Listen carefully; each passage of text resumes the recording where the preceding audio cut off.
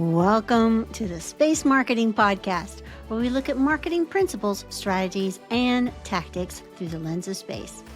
Hi, I am your host, Izzy House, and today I have got a special episode for you. I am here with Miss Dee Dassen, co-creator of my new children's book about moon trees. So lift off in 3, 2, 1.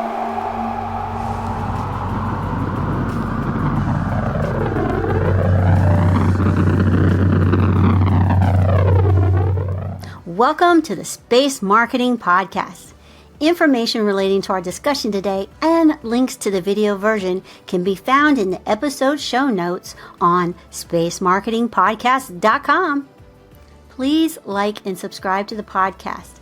It will help more people reach beyond the atmosphere. Information in this episode is for entertainment and information only. Please consult a professional for your specific situation. My dear space peeps, thank you so much for being here to share this special episode with us. It's kind of our book launch, and I'm really excited to share it with you, my spacey friends. So our new book is Izzy and Dee, The Moon Trees, and there's a companion passport that you can track your moon tree visits as well. So what's a moon tree, you might ask? Well, moon trees are a real thing. During the Apollo 14 mission, Stuart Roosa, a smoke jumper who fought wildfires, was an astronaut, and he carried tree seeds around the moon on his mission. When he returned, these seeds were planted. Decades passed, and these trees were forgotten until recently. Dr. Williams from NASA Goddard started a website to find where these trees were planted, and he has been able to catalog about 67 that are still alive. There are some new moon trees as well. In homage to the Apollo 14 trees, Artemis 1 had some tree seeds that it carried around the moon in 2022. These moon trees are in their third year of planting. So this new book, and I'm going to show you a cover real quick. This new moon tree book is written by me, and it is illustrated by Miss Dee Dassen. She is an author and an artist, and she is the co-creator of this book. But more importantly, she is my sister. And Miss Dee Dassen, welcome to my podcast. Thank you. She has been very supportive of my journey to space, and now she has her own space journey with her children's books.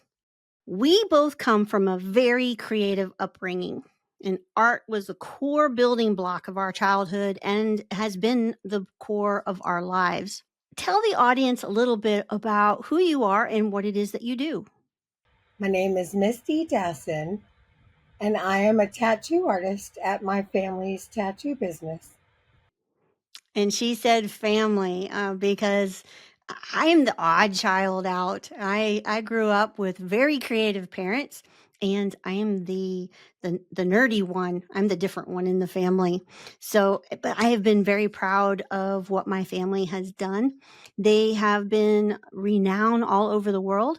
In fact, when I lived over in Britain, I was down in the Soho district, and I found a book with my mother and my sister in it as women who tattoo. And so you were quite, and you still are pretty popular in your field. Children's books is a pretty big departure, but to the average person, it looks like you've completely changed into a different thing. But as a sister that grew up with you, I know you've been doing cartoons and illustrations like this for a long time. In fact, you were just as good as Jim Davis at doing Garfield as Jim Davis was. Thank you. I had to learn at an early age what stealing art was and what forgery was. Our mother taught us very quickly you can't charge for that and sign his name. So yeah, definitely learned quick in life. But I do love that avenue of animation. I think that children's books and children's lives have become so complicated that they need to have something to just lighten up and be a kid. And I every kid I've ever worked with was somebody's child at one point, and people are all the same. And children just want to be kids. So I think I want to contribute to the world that way. So let's set the stage on how this story about the moon trees began. Alice Caruth from T Minus Space Daily and I were talking last fall, and she told me the story about the moon trees and what Dr. Williams was doing to locate them. Now, she is on the board for La Cruces, New Mexico, and they are having an Artemis tree due to unveil here soon as a big part of her effort. And when she told me about this story, right after I got off the phone with her, I called you because you had been starting to do children's books.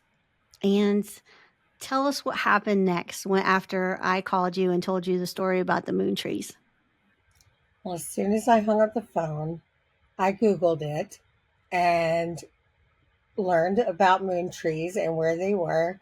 And being that that's around the generation that we were born, so it was really important. Like instantly, it took me back to our childhood. And I did some research on it, and then I started to draw pictures of two little girls and the tree, the rocket that they would make. And by the end of the week, they had about 15 different outfits, and I was just waiting for you to write.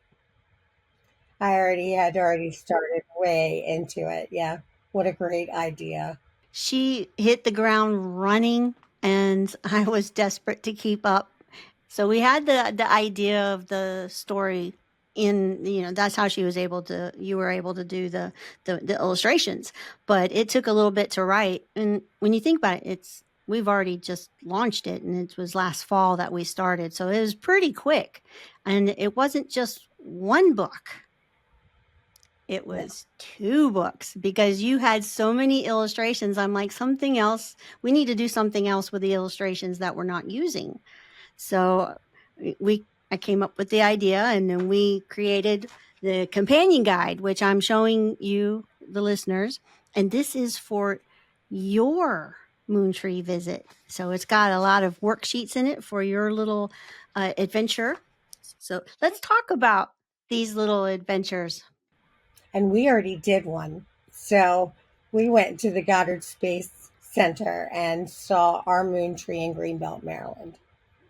Amazing experience with Dr. David.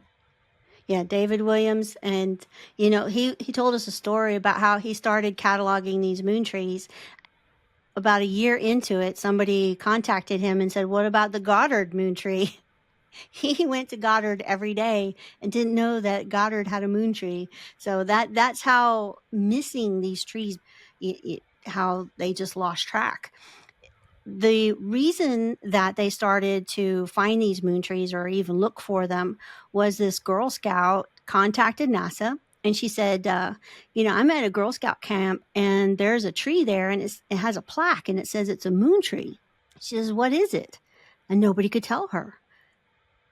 So they started researching it, and, lo and behold, the story of the moon trees came out.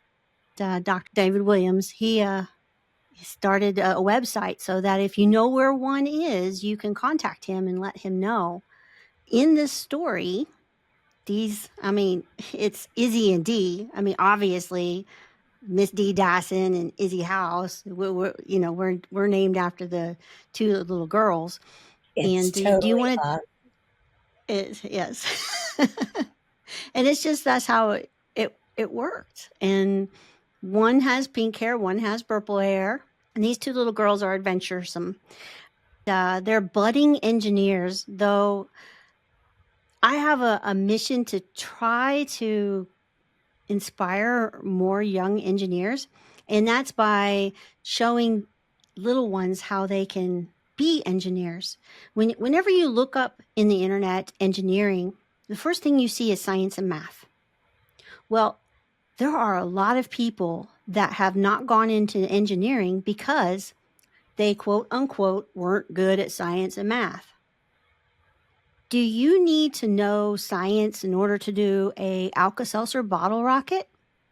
No, No. you discover the science.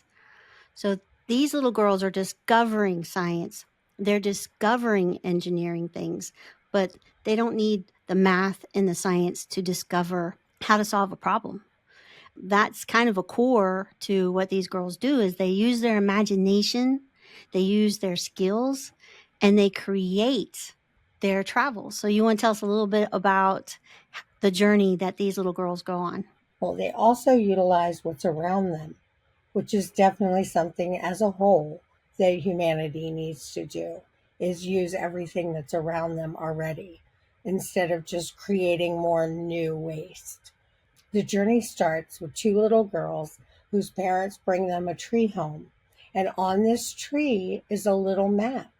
And on the map is a map of moon trees with a story about them. They decide that they need to build a rocket out of their little red and yellow pedal car and travel to all these moon trees and all their locations around the country. In their imagination. Yeah, in their Oh, imagination. in their imagination. I mean, Yeah. it's a pedal car, not a rocket. But a broom doesn't make a rocket. But they do. They go on a deep adventure and they learn about these trees. They go to the library and find out things and they Google things and they use their imagination to find these trees and meet people along the way. Imaginary, of course. So there's some magic words that these little girls use in order to transport them from one of the species of trees to the next location. And it is moon trees, How tall will you grow? moon trees. Where did you go? And that takes them through a little warp and they go to a new location. And then they learn all about the species of tree of where they go, which the U.S. Forest Service was really important in the Apollo mission as well as the Artemis mission. So there's two different missions that we're talking about. So the Apollo missions are the ones that got lost, that people forgot about. But in 2022, the Artemis 1 mission that went around the moon, it also took moon trees in homage to the Apollo program. So right now they're planting those. It is a 3-year journey for the plantings, and they're in their third year now. Now we also have a companion guide. So when you visit the moon trees like what we did, you have an activity that you can do with your child.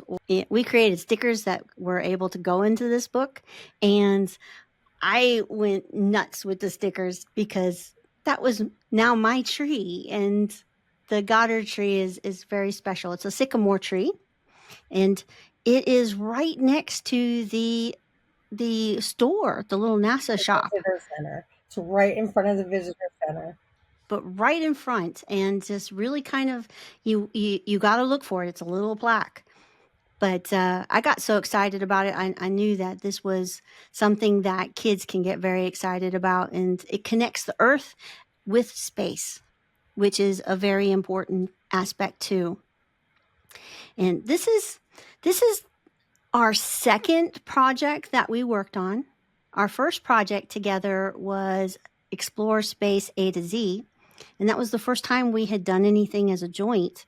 But that wasn't your first children's book. And No.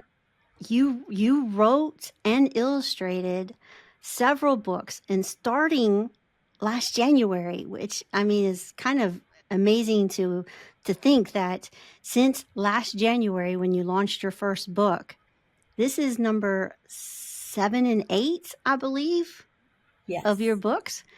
Yes, I illustrated one. I illustrated one in 2021 for one of my customers. who had had children and wrote this story and needed an illustrator for it. So he suggested, and it was right after the lockdown. I had just learned how to draw on my iPad, and his brother suggested to ask me, and I was thrilled to do it.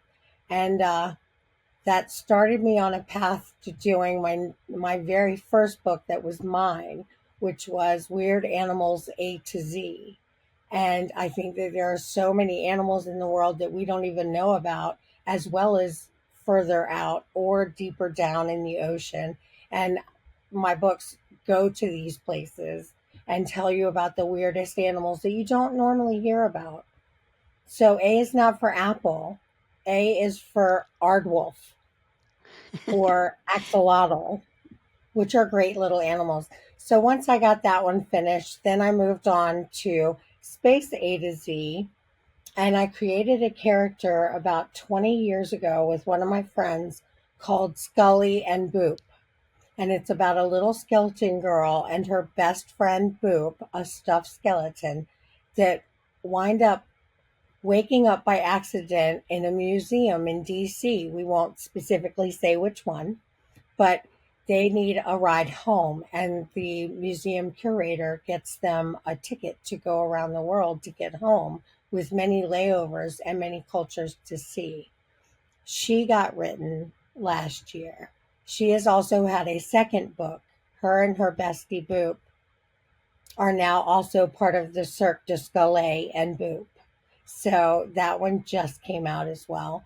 So I've been on a journey. I have Weird Animals A to Z, Weirdest Animals A to Z, Space A to Z, and my Scully and Boop series, and now the Izzy and Dee series, with many more ideas to come. Many more ideas. So Scully and Boop, they're preparing for their next adventure. You want to tell us, give us a little peek into the third adventure? So they start off going around the world. So it's about visiting France and, where are some other locations that they visit? She goes to Texas, Mexico, Australia, Japan, France, England, South Africa, and then home to Egypt, where she is reunited with her parents. The second series is Cirque du Soleil, Scully and Boop. She falls asleep one night and dreams that she's in the circus, and she is wonderful at everything. She does everything perfect. So she wakes up in the morning and she looks at her bestie Boop and she says, I know what we can do today. Let's go join the circus. So they go to the cirque, and she realizes that she is not good at everything. But that's okay, because she is good at some things. So she goes to live her dream and figures out it's a lot more work than she thought it was. But she lives it. Give us a little peek on the third book that is their adventure. Oh, they get to go to summer camp. And summer camp, there are horses, and there might be a little rodeo going on. But yeah, they're going to summer camp and they're going to work with animals and other children. And Izzy and Dee are gearing up for another adventure as well. And they are going to visit all the planets. And I heard something about building a rocket. Yes, that's also another book is Rocket. building a rocket. Yeah, Yes. they have quite a few adventures coming. But yeah, they're going to learn about our planets and our solar system. And they're going to learn about how to read a ruler, which does not seem like it's that hard of a thing. But if you're a little person and you've never read a ruler, it's not usually something that they teach in school. There are grown people that cannot measure. Yes. It is not as easy as you think. Writing how to read a ruler is real interesting, Yes. especially if you don't know fractions yet. How do you Oh my explain it? we will find a way. Yes. And that's one of the things that they discover is that engineering is about solving problems. But it is the tools, the science and the math that give you superpowers.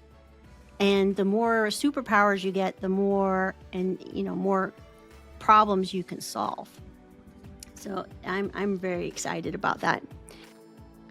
Hold on to your boosters. We will be right back with Miss Dee Dassen after the briefest message from our sponsors.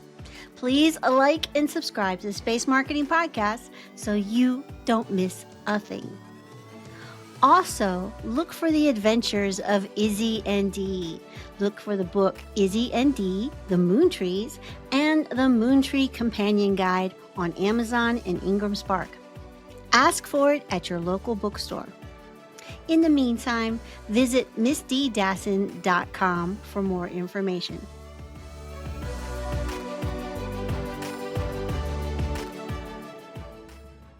One of the things I want to touch on a little bit is your A to Z books, the weird animal and the weirdest animals. I got to tell you, the weirdest animals, well, number one, Weird Animals A to Z is absolutely gorgeous. Thank you. You have a very distinct style that you draw these animals with that as you're going through, and they just are absolutely gorgeous. Thank you. The weirdest, it is gorgeous too in a different way, but the story that you wrote with it is really fun, and it is geared towards parents who are reading their children the books before they go to bed. So it's got a little bit of a quirkiness to it, and it's just really fun to read. It was, I think I'm impressed with all of them. I can't tell you how impressed I am, the ones you wrote in addition to illustrating. But that one in particular, I think is just, there's a charm to it that's very different. And I love that one. I got more comfortable. I didn't have the confidence to write as much in the first book as the second book. The second book, my confidence came, and did more research on each animal, and I found it harder and harder to condense it down to a short version because there's so many really cool things, and I learned so much. So I really enjoy the weird animals. They're fun Yes, to learn. I did too. And the journey with us has been really, it's been important for us as sisters too, because we really haven't had any projects that we worked on before. And because my sister, she would be getting mohawks with her husband while I was being very conservative. And so, there wasn't many opportunities to cross over. So it's only been here recently that there was a bit of a challenge in that first book and getting it produced. So we were able to cross paths then, because that's been a big part of what I've done in my life. And She rescued me. well, and now we see each other more often than we ever have, and we laugh and we have fun, and it's just really good. It's just really good. It's been a blessing. It has been, for sure.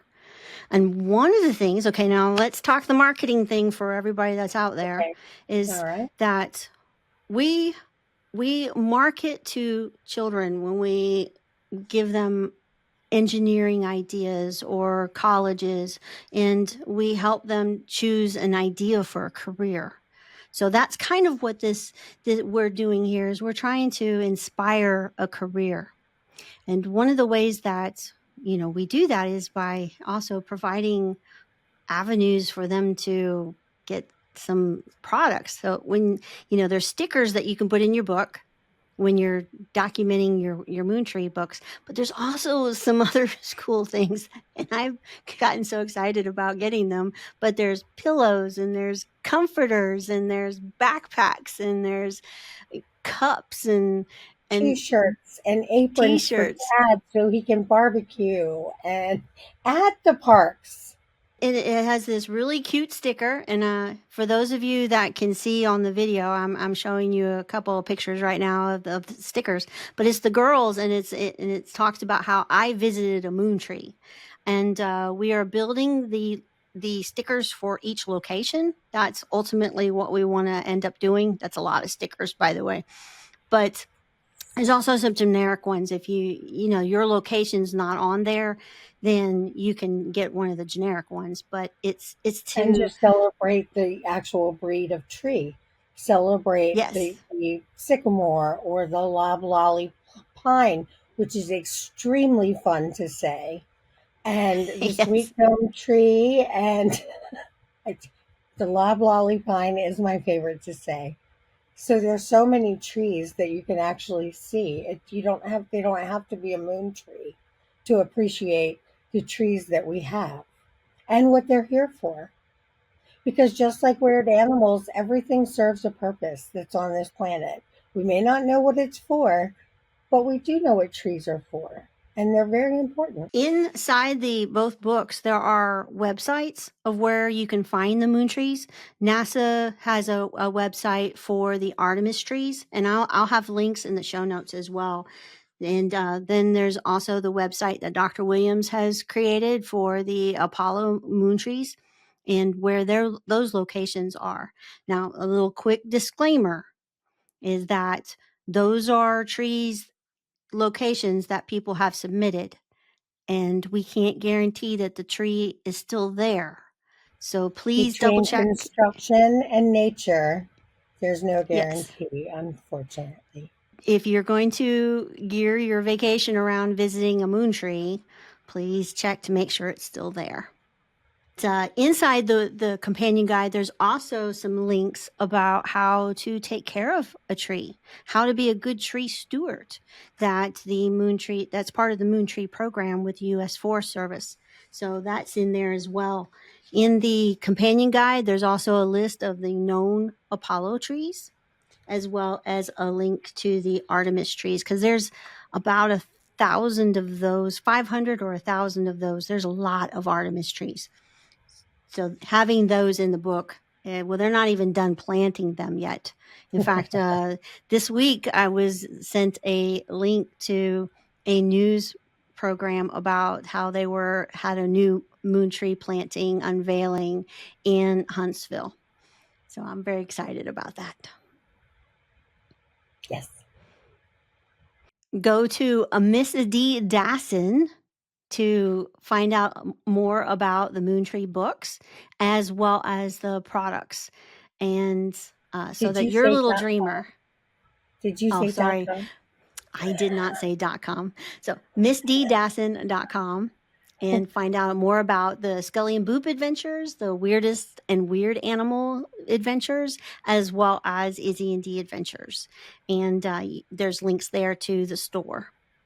And subscribe, and we can send you a newsletter about up and coming books that are coming out because there are more books coming. Yes, as fast as we Exciting. can. I mean, like I told you, we have been born into art, but uh, Dee has really taken that on. When she gets inspired, she Yes. doesn't sleep. She No. doesn't sleep. I thought I was hard to keep up with, but she's definitely hard to keep up with. And I there are love more that. stories swirling around that we just, there's not enough I time keep in a the day to list, do them all. and I Hmm? keep a list. I keep a list. One day they will Yes. be made. One day soon. Yes. Yes, because that's just how we roll. Yeah, no moss grows under our feet for sure. No. No. Any final thoughts or things that you want people to mull around in their head as they go throughout their day? And what do you want to inspire them with? I want people to inspire people to stop just for 5 minutes and smell the roses and look at the sky and appreciate the trees and the animals around us. I just want the world to stop being so fast that it's losing sight of the smallest things in life, and kids are also small things in life that really need a lot of growth. And I do believe that it does take a village to raise a child, and I'm trying to do my part and make good little people and good little human beings It's about us and the nature. We all live in one big snow globe. Yes. So we have to actually take care of it ourselves. And I really do hope I inspire children to just stop for a minute and read with your parent and talk to your parents and go adventuring and go adventure with your parents. And if you're lucky enough to have siblings, go adventure with your siblings and learn about them and look up and just look at the people in front of you and have fun with them. One of the things that we were fortunate enough in our childhood is that we grew up with books. Yes. We didn't have a lot of TV when we grew up, and we built things. The most fun that we had was in oatmeal containers. And we Yes. in one of the pictures that we have, the girls are using the what was an oatmeal container to do a space helmet. Now we Mhm. know that that is not possible on, that our heads are too big for that. But that was kind of how we did it. We made boxes into things, and we created cars, we created forts, we created all kinds of stuff growing up out of just cardboard. We had more fun with the cardboard than we did what was in it. We And learned so much. We learned we how did. to build a moat around a village. I mean, we dug trenches and filled it with water to see where it would go. That when you're little, it's called imagination. As you get older, you realize it's science. It's actually you're learning how to solve problems, and you don't even know it. It's just fun. So Yeah, yeah, we got to do a lot of that. we created little ponds and studied tadpoles and just Crawdads, crawdads. pinchy crawdads. I Boy, if mean, we I'd have had known you could eat them back then, those pinchy little things, I'd have eaten them. they would have been dinner. Yeah, they would have been They a would crab have. boil for sure. But yeah, we had fun with everything and we met everything in the world, every animal. And we've And learned that you just don't bother them and they won't bother you. And like now, I can feed my squirrels out front and they come right to me. This world is a wonderful place. And it without is. television, you actually have to look up and see it. And we had a blast. And we knew how to read long before we went to school. That was our escape and our imagination back then was we read. And the library was the coolest place in town, literally and figuratively. So that's where we spent our summer. Was in the library reading books and staying cool because it was hot. Yeah, air conditioner was not something we had, but No. yeah, in fact, the Scully and Boop was kind of inspired by those summers at the library because during that time King Tut was Yes, becoming real popular, and we learned all about Egyptian stuff, and yes. you know We went to see him and he has we never been did. back. So we got to see something that has never been back. I've gone to many exhibits since, and he is never there. So we got to see him, Yes, that and that was was amazing. exciting. And that sparked more imagination. And we would look at the sky, and we would imagine going into space at night. We would look at all the stars, and we would go there. We'd see the Milky Way, and we just had visions in our head of the way things were. And there was nothing on earth that stopped us. We just had fun and it was amazing. And those experiences decades later have flavored what we do. Oh, for sure. I mean, I would find pictures in clouds when I looked at the sky, and now I draw pictures that are in my head in the sky. So it is amazing how much you can really train yourself and to see things deeper than what they actually are. And one of the things that's important that you have that hands-on experience, you have that what they call analog experience now, and because it helps you solve problems later on. We do have a powerful thing in our hands with cell phones and with Google and with Agreed. AI. But you need to know what questions to ask for them to answer. And besides that, experience gives you your other senses a journey. It's not just about your eyes and your brain. It's about smelling the place around you. It's about the taste of the salt in the air at the ocean. It's about so many more things that are touch that you don't get from a phone. Yeah, you don't get, and like I said, you have to know what questions to ask in order to get those answers. And by Yep. experiencing them, you figure it out. By putting cardboard boxes together, you figure out what works and what doesn't, and what is physics and what is not, and what is Yes. imagination. Yes. And you learn by pushing a rock down a hill that it goes really fast. That's called physics. People don't realize when you're just letting a rock go at the top of a hill or sledding down the top of a hill, that it's actually physics at work. It's not just sledding down a hill. You're learning stuff and you don't even know it because it's fun. Yes, learning is fun, and that is, I think, our biggest takeaway from how we grew up is that we had fun learning, and we still have fun learning. Yes. Again, I am so amazed at how many things I learned about animals just writing those two books. I mean, it's an unbelievable amount of information that I learned that was fascinating. It was just fascinating. So yeah, I think kids will get into it. I mean, who doesn't want to learn about a big giant hot pink slug or a comet zooming by your planet or how important the sun and gravity and the moon and everything is. People I think they want to teach their children and children want to learn. So make it fun. Make it fun. Yeah, Yes, exactly. for everyone, not just for the kids. A special thanks to Miss Dee Dassen for helping me share our journey to space. Please like and subscribe to the Space Marketing Podcast to help us get a word out about this incredible industry of space. Join Izzy and Dee on their adventures with their first book, Izzy and Dee, The Moon Trees, and their Moon Tree Companion Guide. Also look for Miss Dee Dassen's other books on Amazon and Ingram Spark. Ask for them at your local bookstore. Visit missddassen.com for more information. I hope that you have found this podcast useful for your journey as you reach for the stars.